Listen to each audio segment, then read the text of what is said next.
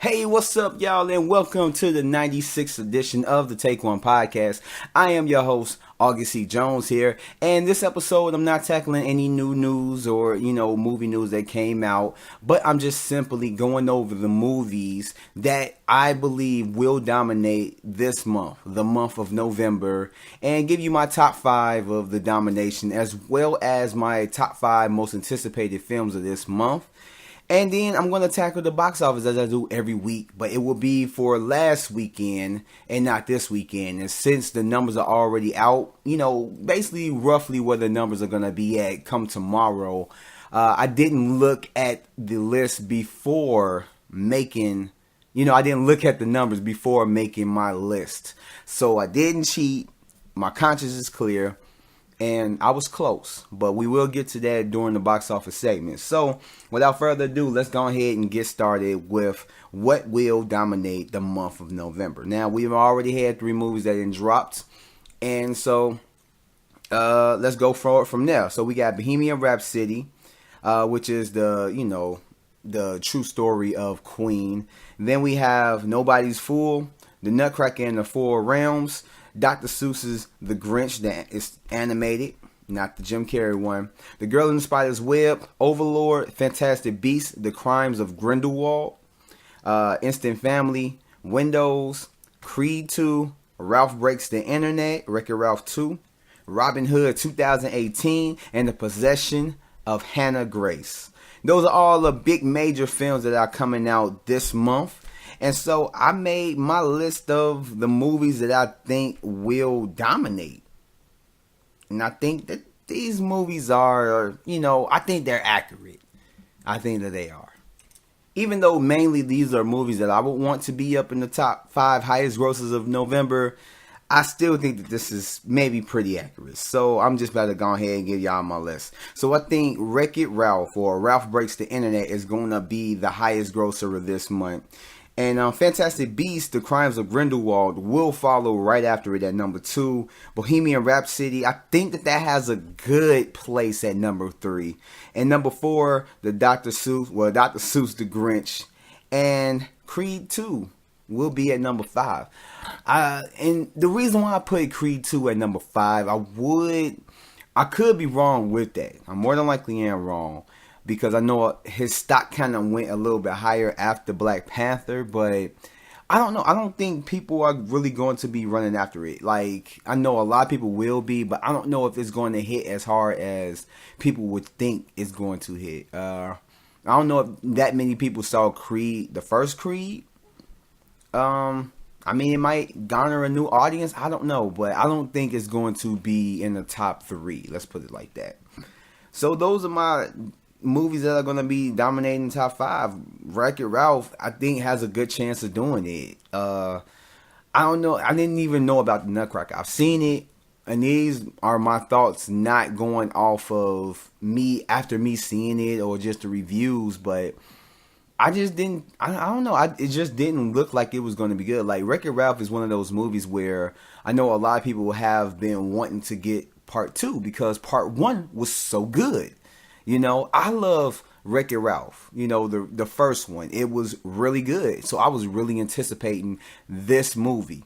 And it looks like it's going to be good as hell. So I think that has a good chance of being a top earner. I really does. And this, I think, is it a Pixar movie?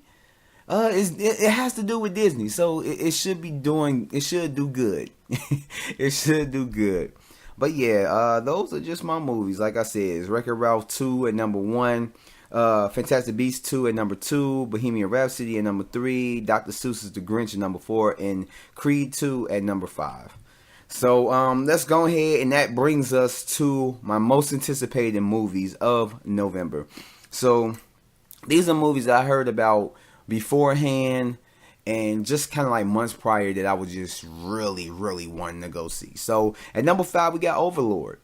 I know a lot of people have been disappointed with the Cloverfield paradox and everything else, but I kind of want to see how this connects to the Cloverfield thing and all that stuff. I mean, we haven't really been given too much about it, but I am interested in seeing what it really is about.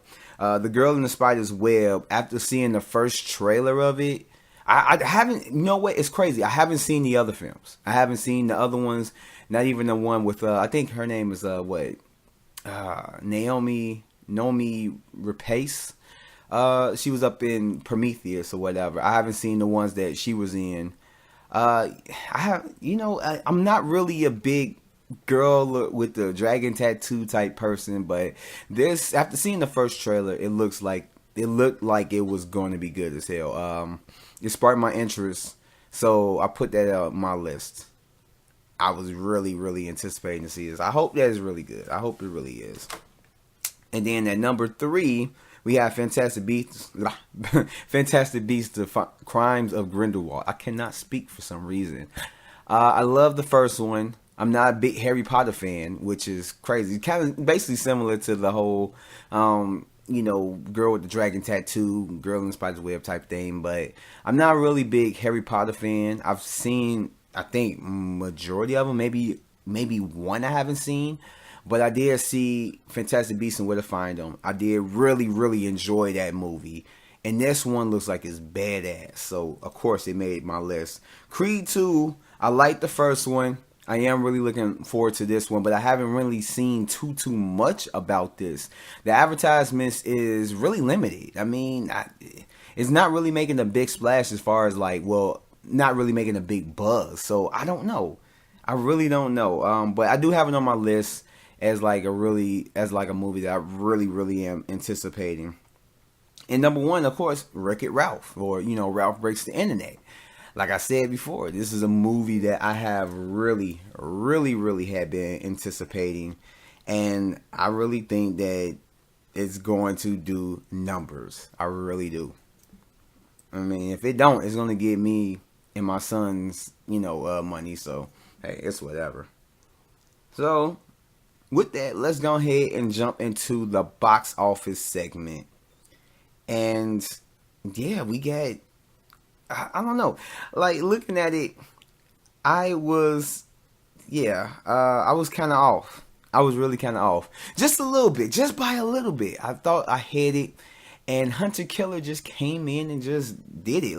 So my predictions from last week were Halloween 2018 was going to take the number 1 spot again. A Star is Born was going to remain. Venom was going to remain. Goosebumps 2 was going to remain. But First Man was going to take the number 5 spot. And I basically got it. But Hunter Killer came in and knocked First Man off of the top 5. And I mean, it's not really too much to say about this. Really, that's the only thing.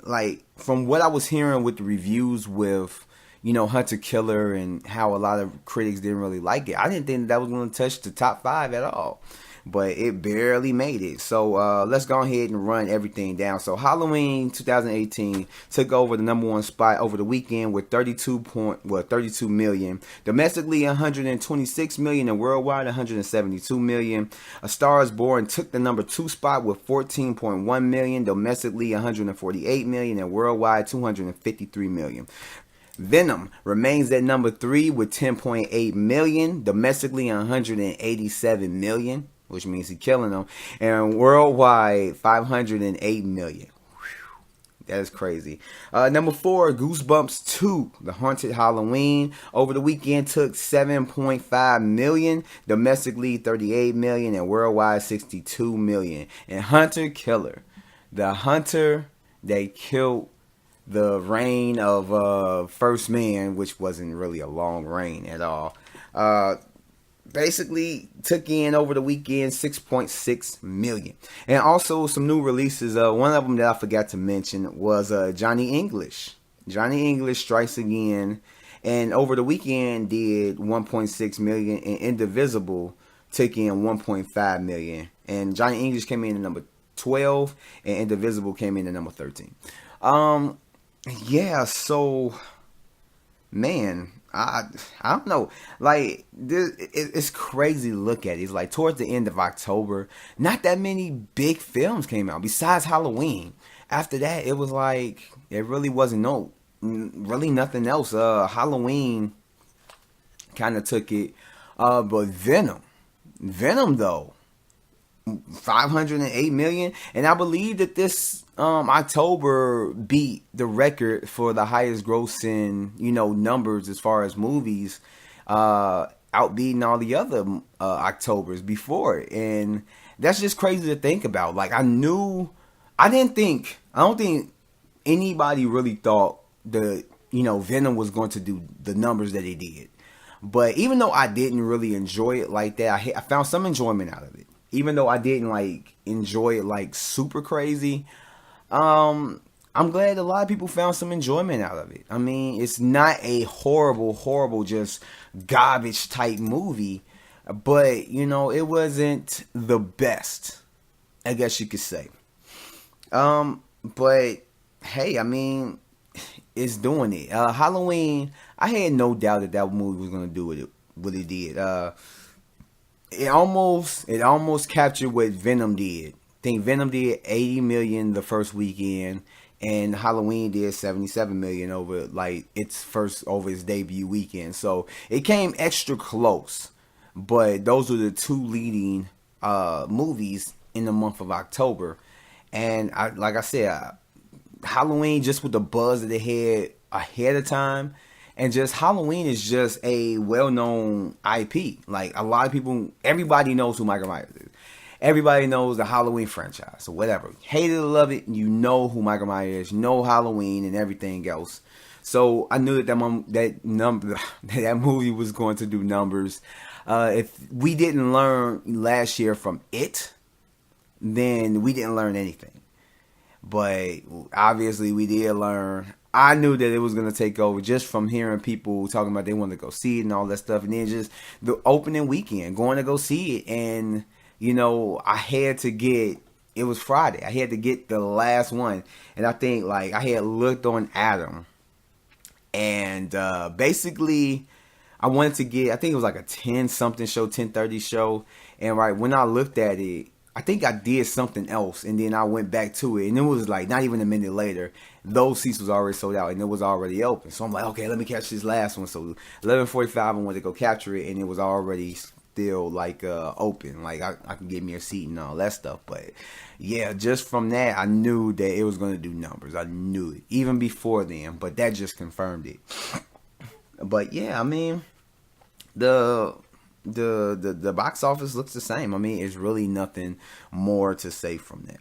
And so let me just go ahead and just name what came out this weekend, which you guys already know. Bohemian Rhapsody came out, Nobody's Fool with Tiffany Haddish, and The Nutcracker in the Four Realms. And Bodied, the YouTube movie that is produced by Eminem, that came out to a limited release. So if you were around the theater that had it, you probably were able to check it out or whatnot. I don't know for how long it's going to be in theaters, but more than likely it's not going to be that long because it's going to have to go straight to YouTube. So yeah. But my thoughts, and like I said, I didn't look at the box office. So next week, within the next few days, I should have it. I'm going to try and have episode 97 out tomorrow.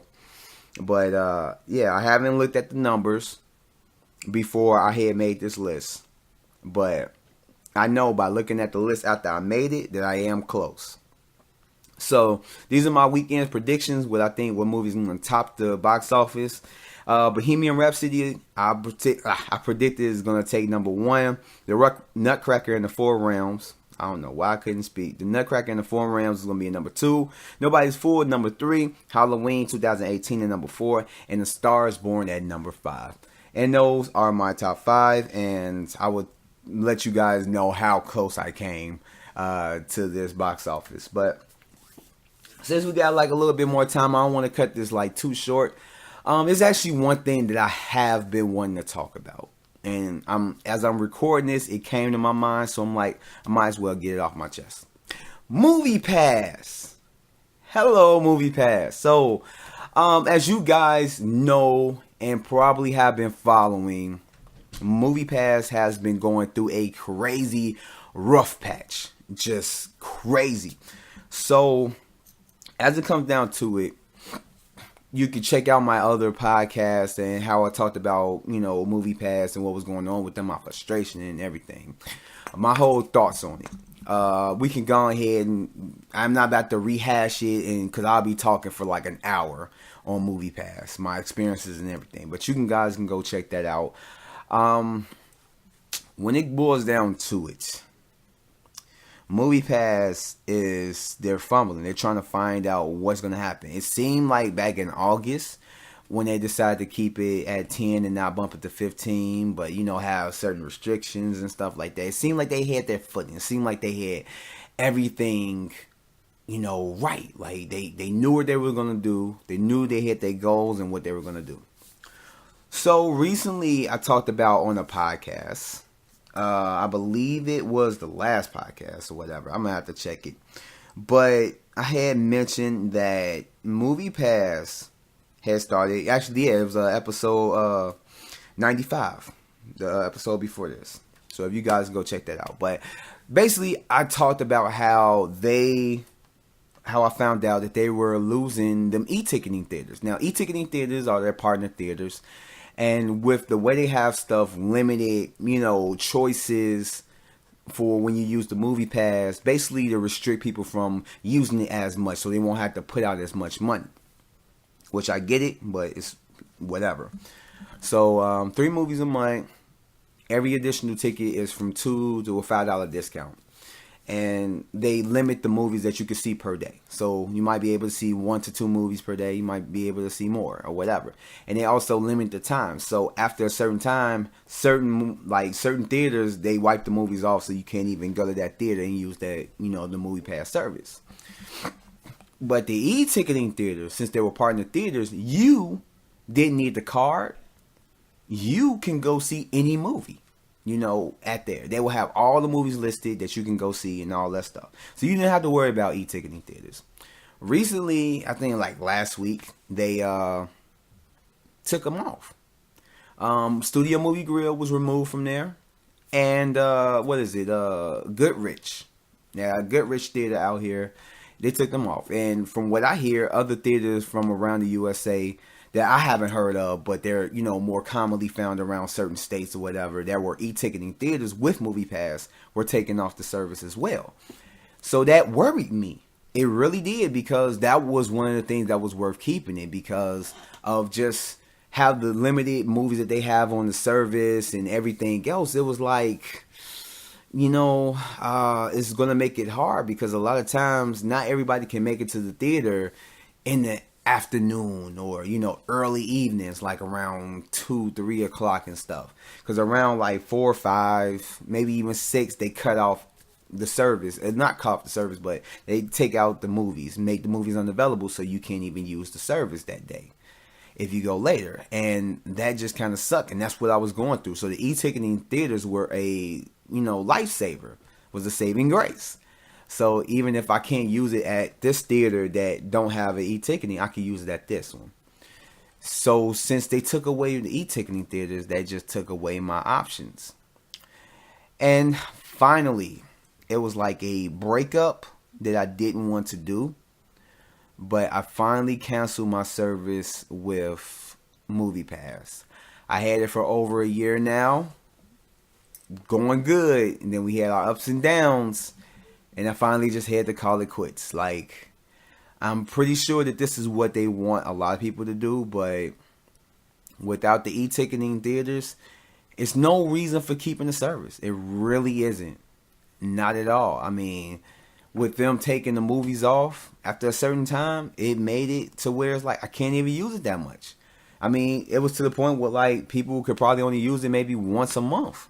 We can't even take advantage of the 3 movies per month type thing unless we have a time to where we can use it early in the day to where they have it on there. And a lot of times they have movies on there that we may not be interested in seeing or we've already seen, and those are the only movies that's available, so we can't even use it that day, And yeah, I officially, as of yesterday, canceled my service. Or was it not? It was Friday. It was one of these days. I canceled my service. Yeah, it was no point of keeping it. My Service renewed on the 3rd. Actually, yeah, it was Friday. Because, like, my service will renew on the 3rd. And I wanted to get rid of it before that, before it cycles up again and take another $10. So, yeah, I had to get rid of it. There's no point in keeping it. No e-ticketing theaters. No options. What am I paying $10 for? If I use it once a month, that's basically $10 right there. I might as well just go to the theater myself. I mean, I could come out of pocket for $10 because that's basically what a movie ticket costs. You know, even if I was using it twice a month, maybe even I got a chance to use all 3, you know, then I can see that. But it was like, it was nothing I can do, nothing more that MoviePass can offer me. And from what I've been hearing is that a lot of times that they reopen a person's account after canceling it and tell them that they have to opt out of this or else they're going to keep billing them. So I'm going to keep checking and hope that don't happen to me, because I'm going to be highly pissed. And I'm going to need them to refund that, because I'm not for it. Y'all don't have anything to offer me, so there's no purpose of me getting back on your service. And they have it to where, like, if you cancel the service, you can't rejoin for 9 months. Hopefully 9 months they have their shit together. Hopefully by then they're not, dead and gone. But I mean, I don't know. I really don't know. But yeah, so me and MoviePass are done. I still have my AMC A-list, and I don't know. Maybe I'm thinking about doing Cinemia. I really am, but I'm hearing about in like convenience fees and stuff that they have. So I'm weighing my options. I want to get the $8.99 promotion that they got. I don't know for how long they're gonna have it, but $8.99, $9.99 or whatever, $10 a month or whatever for 3 movies a month, basically like MoviePass, or do the $30 a month for a movie a day, which I heard has the most convenient, fees or whatever. So I don't know. I'm still weighing my options. I may try out the $8.99 one first and then see if I can upgrade, but I don't know. But I'm gonna do more research on it before I do it. I will let you guys know. But yeah, MoviePass, if you're thinking about doing it, don't do it. It's not worth it. It really isn't. Not even $10 worth it. So yeah. But with that, let's go ahead and end this episode 96. I will catch you guys on episode 97. Thank you guys for listening, and I promise to have more new stuff to talk about, movie news, show news, whatever it is. And catch you guys in the next one. Peace out. Hey, before you guys leave, make sure you hit that like button as well as that subscribe button. And you see that little bell? Make sure you hit that to turn on your notifications. That way you'll be notified for anything that appears on my channel. Hope to see you guys next time. Peace out.